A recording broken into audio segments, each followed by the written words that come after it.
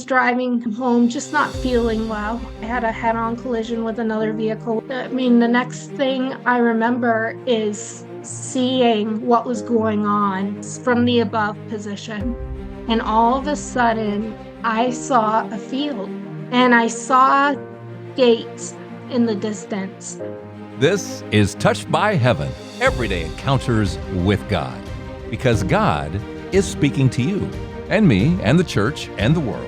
And here we get to listen in. In these stories of encounter with angels, divine intervention, prophetic dreams, visions, near-death experiences, I'm your host, Trapper Jack. Welcome. Trap, was that a new intro? Boy, it seemed to be. If you didn't catch it, I'd go back and listen again. All these stories, everything we read about in the Bible, still happening today. Today, let's see, what do we have? We have prophetic dreams, as in the Bible. Think Joseph and Mary and all that. We have a visit to heaven, a little glimpse at hell. Let's see, we have a lesson in forgiveness taught by a 9-year-old, now she's 11, who teaches mom how to forgive the unforgivable of dad. This is an amazing episode. Amazing. So thanks for being here. Nice to finally meet you. Eliza, she is in what shall we call let's call it one of the more rural areas of New Hampshire. I believe it's the town with the most land and fewest people in the U.S. So there's notoriety for you.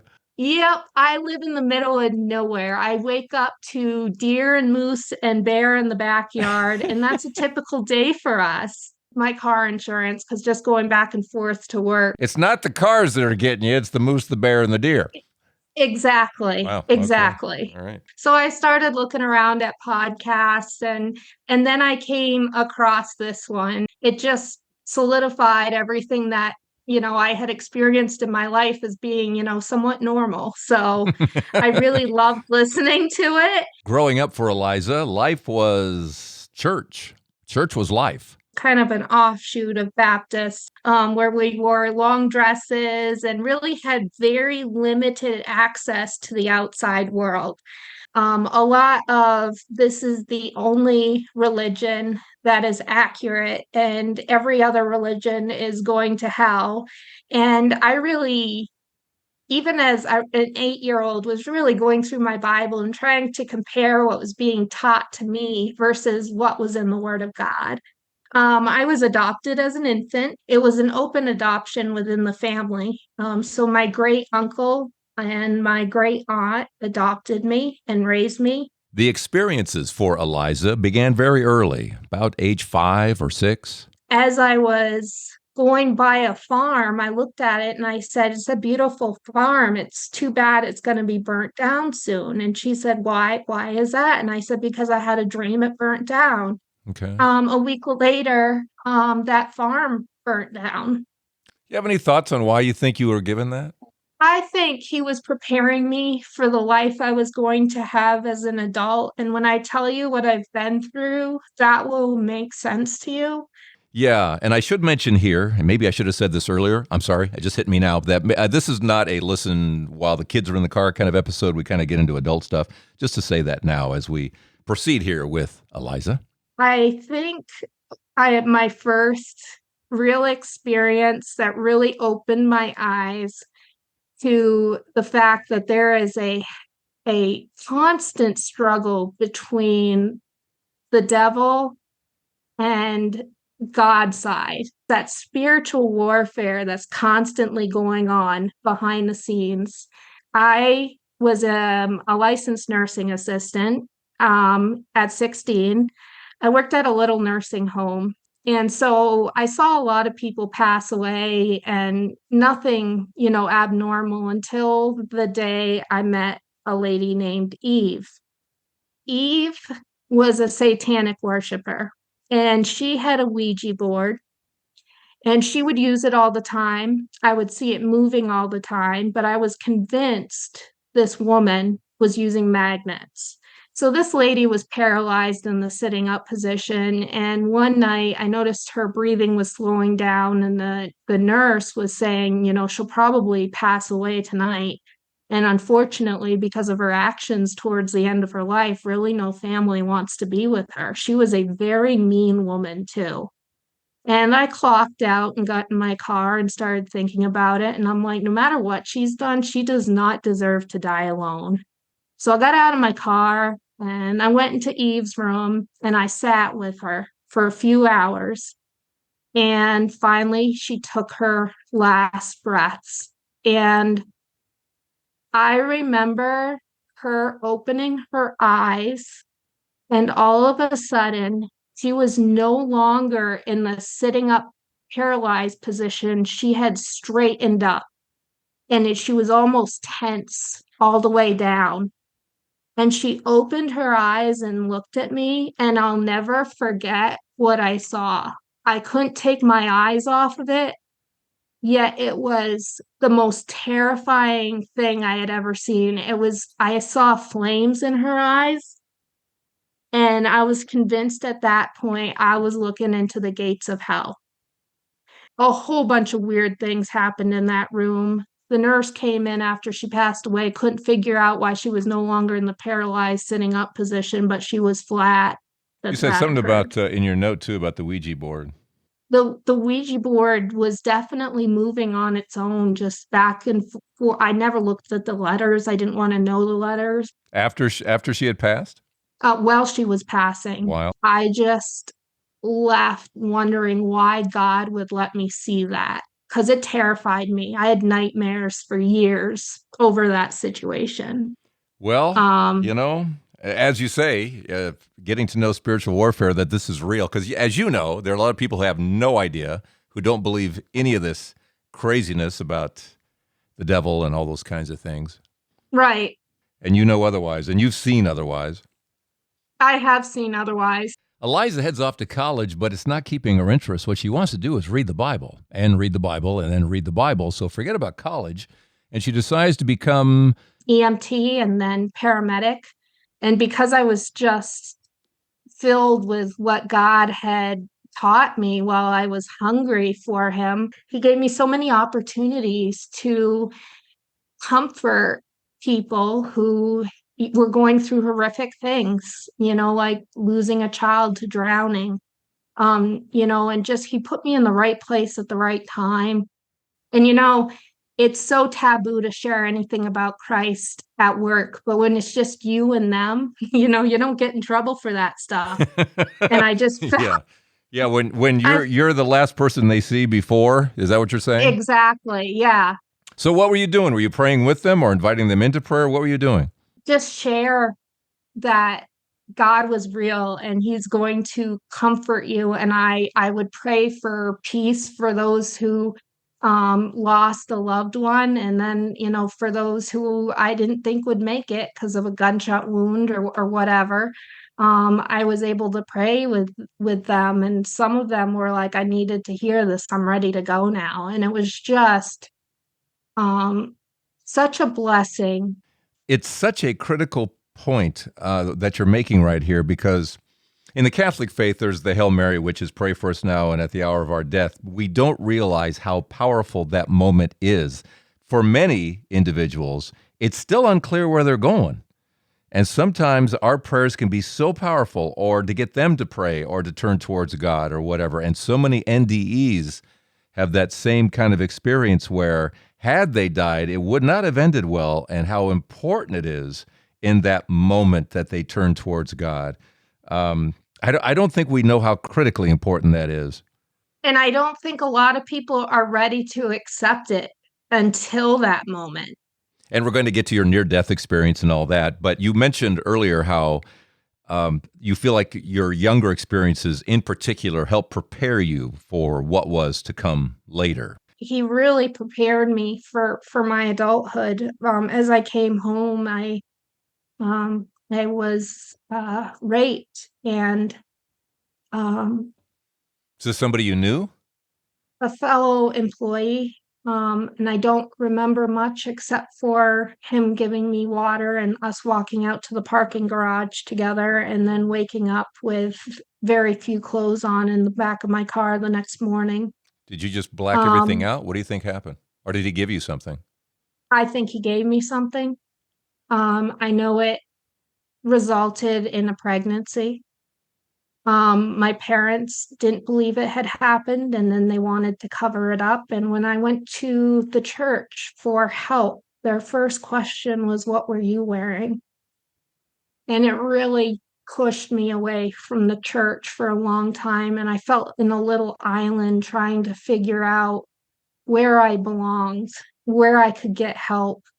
But I was lost, and my parents just wanted to cover it up. And I just felt like I couldn't go to church there anymore. I had no support. How old were you? I was 19. Um, so I spent a lot of time going to different churches, just trying to find a home when I finally realized that, you know, everything that had happened, God had shown me he was so real. And I just dove into the word of God again. And I finally got married. Have the baby? I did not have that baby. That baby ended up in a miscarriage, but it was as if it never happened in our family. Hmm. It was a thing of shame.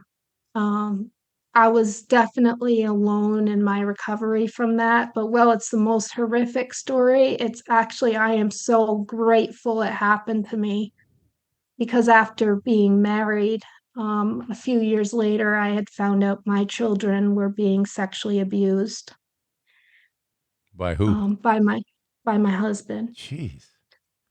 Um, and DCYF got involved, but there wasn't enough evidence. I was basically forced to co-parent with him. Is he a pedophile? What was he?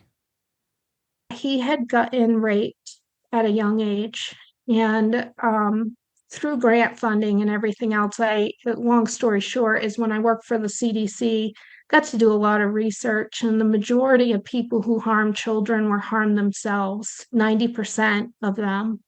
My daughter came to me and said, "Mom, this has been going on and it needs to stop." How old were they when all this stuff started? It was at 9. And you didn't And know. And you didn't know. I I had no idea. And my ex-husband was arrested the same day with 5 felony counts of sexual assault against a child member under Where the is he age of today? 13. He Good. denies it happening to this day. And I do know that he had trauma in his life too. And I don't know, as a psych nurse, I sit here and wonder if he disassociated and really doesn't remember it occurring, because I will tell you, he was a great father otherwise. And she said, "Mom, don't go too hard on dad because God looks at every sin as weighted the same. And God's not going to look at dad's sin any different than my sin when they're laid at the foot of the cross." I'm not so sure that's true. I don't think I buy that. I mean, even Jesus What said, harm one of these, and it. I agree with you, but I also think we're dealing with somebody who had his own trauma Yeah. and may have so many mental health issues that he's disassociating. Oh, I agree with But that. I the agree that we don't understand. right, Only Jesus knows who we are. Yeah, I'm not arguing that point at all. I wanted to hate him because he hurt my daughter. And my daughter taught me how to forgive. And it has been a long journey to freedom. I took her out of school and she prayed. And she said, "Dear Jesus, if I'm going to be okay, would you please give me something of my favorite colors, something yellow and something purple?" And as a mother, I'm sitting there going, "Oh my word, I need to go to the dollar store and find something yellow and purple and put it in her room so she thinks that God's there." And, we went to a yard sale after. And I don't normally stop at yard sales. I just felt led to stop. And we were walking around and everything. There was a whole bunch of junk there. And I looked over, and my daughter was on her knees crying. And I'm like, "Oh no." So I went over and she was clutching something.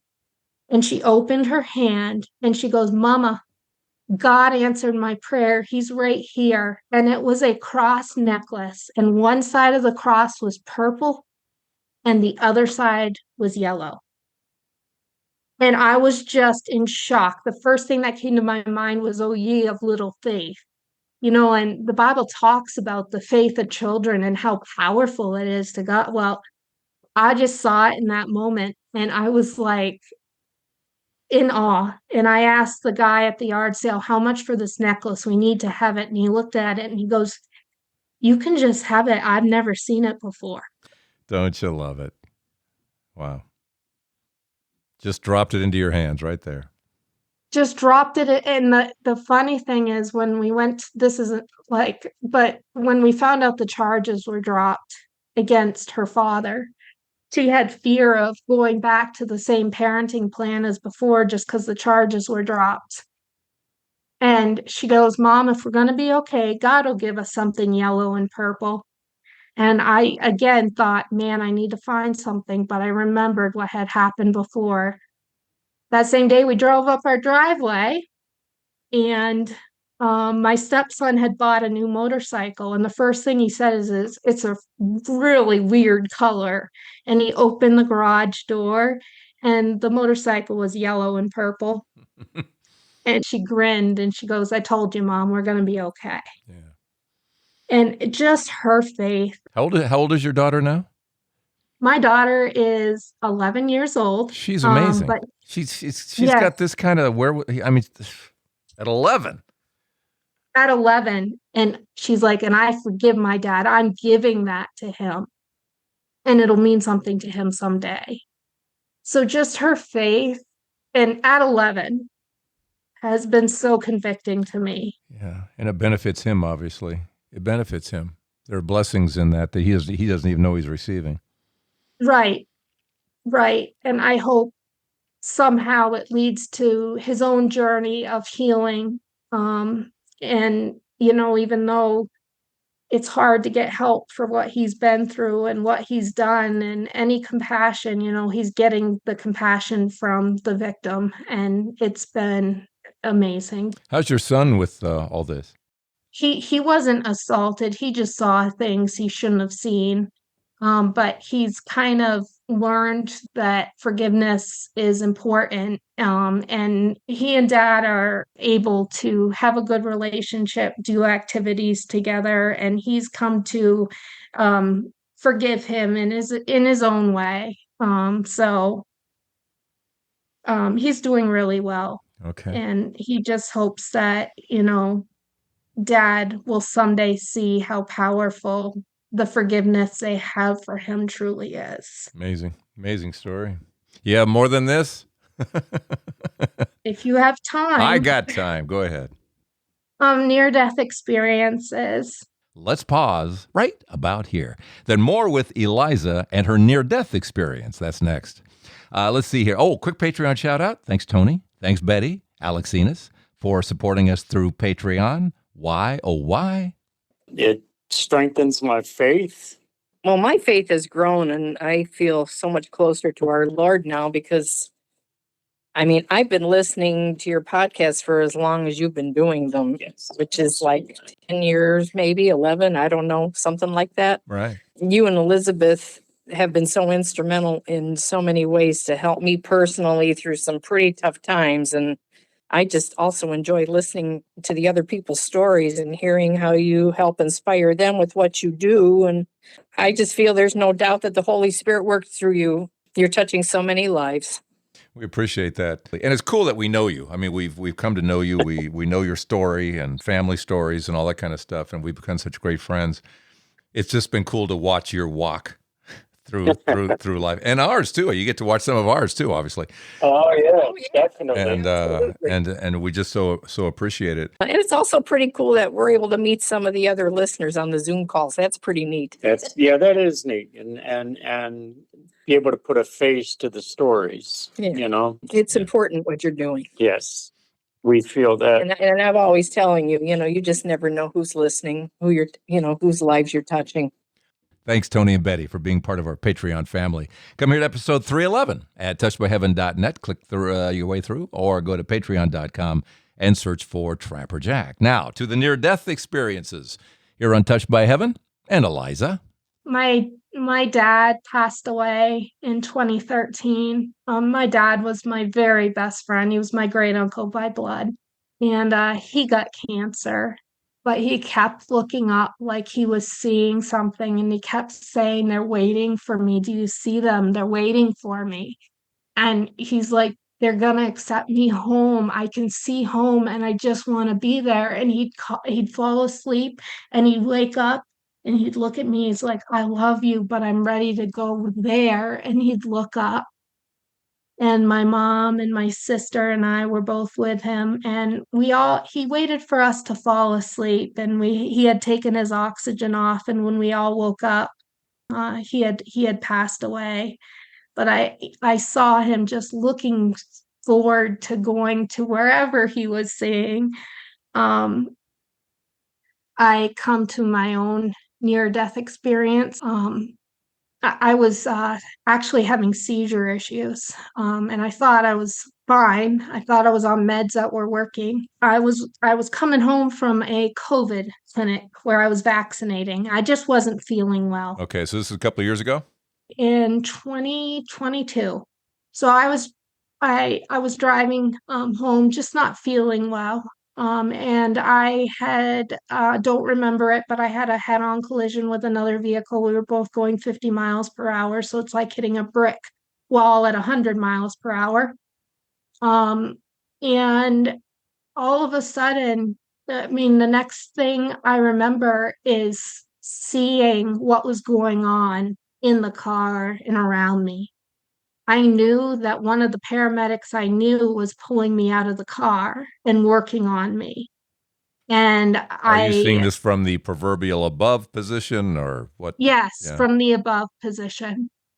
And then I heard them say, "She's dying. She's not going to make it. We got to go." And all of a sudden, I saw a field. I was looking, not seeing that. It was like it was happening behind me, but I saw a field, and I saw gates in the distance. But this field was the most beautiful field I had ever seen. And I saw people in the distance, like that I thought might be loved ones, but I couldn't take my eyes off the field that had this gate way across the field on the other side. I couldn't take my eyes off the field because the colors were something I had never seen before. The colors were so vibrant and beautiful. It was like a green and a gold and a yellow all mixed in one. And the grass was gorgeous. And I looked at the gates, and they were like a white gold that I can't even, like, I was just so amazed at the colors. And I saw people in the distance, and I wanted to walk towards that gate so much. Like it was like I had the option. And then I look down, and I still see them working on my dead body. It was paramedics I knew. You actually knew these Because guys because of the work you had I done? I knew, yes, yes. I crashed in a town where I had worked, and I knew these guys, and I heard one of them say, "Please pull through for your kids." And he had known what I had gone through. I just wanted to go into this field, and I saw people leaping through, like almost skipping through this beautiful field in the distance. And I thought I saw my dad, and I thought I saw my grandma, and I saw them, but they weren't telling me to come. And when I heard them say, "Please pull through your kids," I just knew that it wasn't the time to go towards those gates. But I sat there, like just stood there for a minute and tried to take in all the colors and the vibrancy of what I was seeing, and the light that was just exploding out of these gates onto the field. And it was an amazing experience, but I didn't go any farther. And the next thing I knew, I woke up in the hospital. I was being transferred to a trauma center. So they got me back. What did that experience do for you, change for you?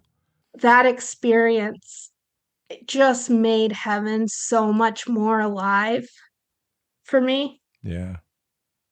And you saw And loved ones there, obviously. As you say, not yet your time, but you saw them there, right, right. I couldn't wait to tell my kids what I had seen. And I knew with the pain of the accident to this day, my whole tailbone was crushed and it was collarbone broken.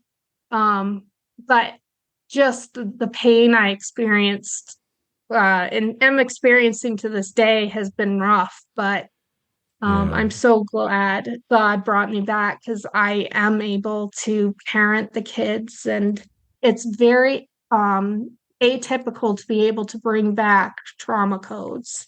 As a paramedic, when I saw a trauma code, I knew that there was a 99% chance I wasn't getting this person back because of What's that internal mean? bleeding. Trauma code. What does that mean? Anybody who's lost their heartbeat and ability to breathe as a result of a trauma, normally those people don't come back. I'm gone. Yeah. And I talked to that paramedic later and I was like, "Did you say that?" And he's like, "I'm surprised you even remember me being there. You were dead." I'm like, "I saw it. I heard you say it." And it was almost very hard to come back, but it's what I knew I had to do. But he thought you were gone, or you were gone, or whatever. Oh yeah, I was gone. They were working on me, CPR and everything. And I mean, seeing the vehicle after, I'm like, I've never seen a vehicle that crashed and there be a survivor. How did the other driver do? The other driver had back issues. He was a teacher in the town, but he was gracious and didn't, press charges or anything, even though the accident was clearly my fault. Wow. Um, Your fault, but not your fault. One of those. right. We talk a lot here about how if it's not your time, it's not your time. So what do you take from that it wasn't your time, in terms of purpose of life? I really looked at my life and I'm like, why does God want me here other than to be a mother to my children? And I really asked myself, prayed and asked God, show me what you want me to do. I remember as a teenager throwing a stick in the fire and remembering, God, I'm going to give all of me to you to use however you want. And this is me dedicating my life to you. And I threw the stick into the fire. And I remember, like, obviously you throw a stick in and there's a bigger flame. And I'm like, God, use me to fan the flame of your love to others. And I just remember that is a very scary thing to pray. When you give your life to God, better be ready for Him to use it any way He sees fit, even if it's going to be painful.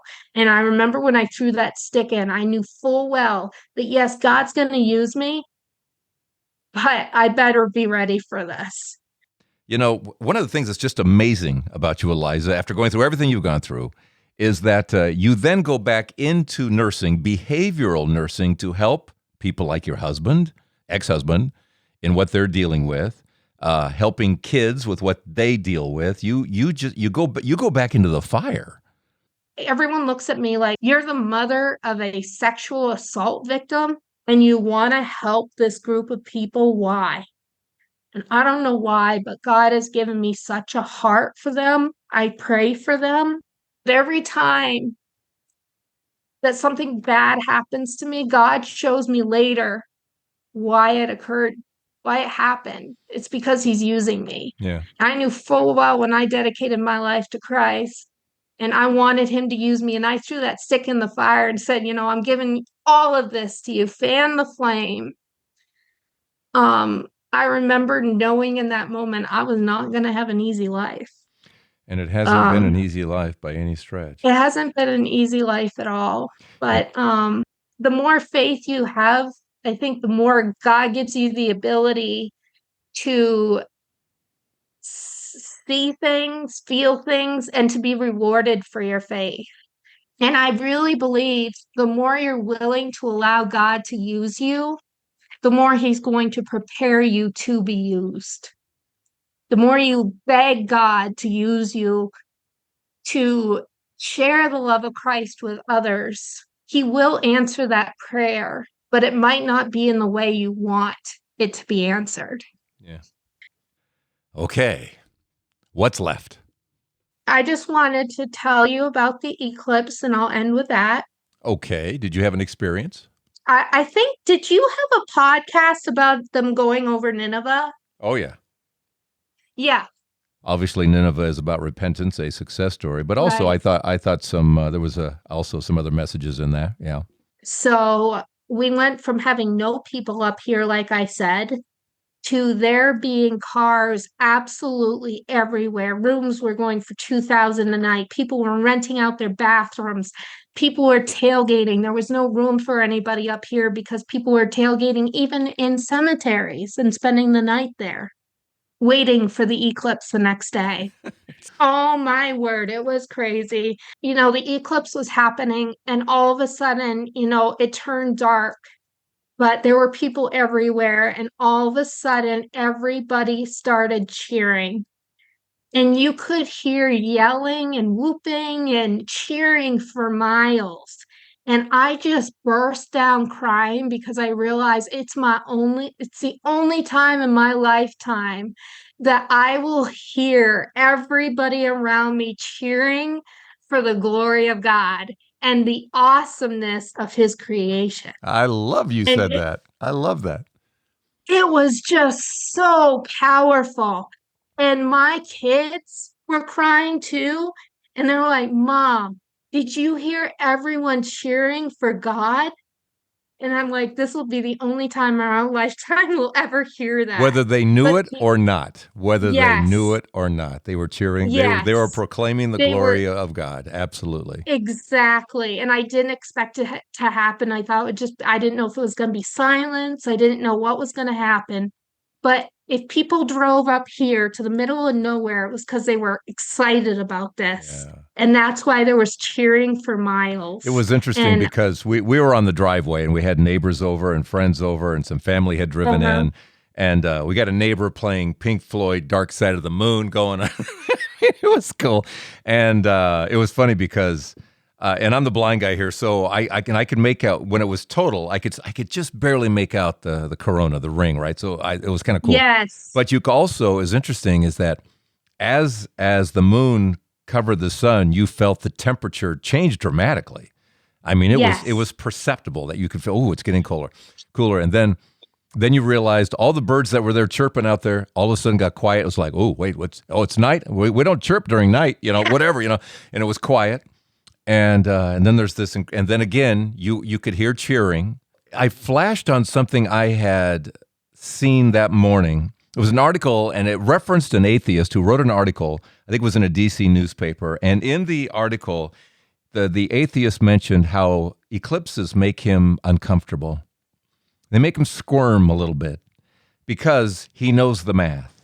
He knows the math Yes. of that happening, that moon is 239,000 miles away. And the sun is exactly 390 times farther away, 93 million. And he knows that the sun is also 390 times larger. And that just doesn't make any sense. That doesn't have to be. It doesn't have to be that way. Right. If the sun is any larger or smaller, it doesn't work. If the moon is any larger or smaller, it doesn't work to make that whole corona thing work. The math is impossible. It's 0.003. The odds of that happening are impossible, and he knows it, and he squirms at that maybe is an intelligent mind that said, you know what? The only place we're going to make this possible in the entire solar system that we live in is right here. All these 13 or 15 states, whatever it was.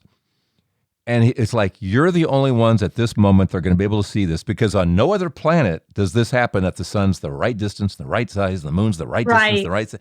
And the math is impossible. And there it is in all of its glory, and people cheer, and they may not know why, but it's for God. Right. And it was a different kind of cheering. And it just brought tears to not only me, but my 11 and 12-year-old. It was amazing. Yeah. So thank you for referencing that. I think that was great. Thank you. Think you always ask, what's the takeaway? I think for me, all the things I've been through in life has led me to forgiveness. And I think that forgiveness is what's given me the freedom. It's not about saying that somebody's actions are okay. It's about knowing that God died on the cross, not only for me, but for the other person too. That's wronged you. And it's been through my daughter, teaching me in her childlike faith. I think forgiveness is the biggest thing that's given me freedom to still be able to be used by God, with people who otherwise wouldn't get compassion. My favorite Bible verse is "Some have compassion, making a difference." It's taped on my dashboard, because I don't have the right to judge anyone else when I am myself a sinner. Thank you so much for No, reaching out. thank you for your podcast and for reaching out to so many listeners. You're such a blessing. You're a blessing to me every time I get in the car and listen to other people's testimonies, and I hope that mine might be a blessing to someone else. Thanks, Eliza. An incredible lesson in forgiveness. There's just no way to forgive that sin. There's just no way without God. And your daughter got you there in just the most amazing way. And I kind of like yellow and purple now a lot. That's pretty good. Okay, so what's your story? Let me know here at touchedbyheaven.net. And thanks again for your Patreon help and keeping this all going week to week. Like you guys, Tony, Betty, thanks. And I'm always telling you, you just never know who's listening, whose lives you're touching. Come here to episode 311, touchedbyheaven.net or patreon.com and search for Trapper Jack. All right, we'll see you next week here at Touched by Heaven, Everyday Encounters with God.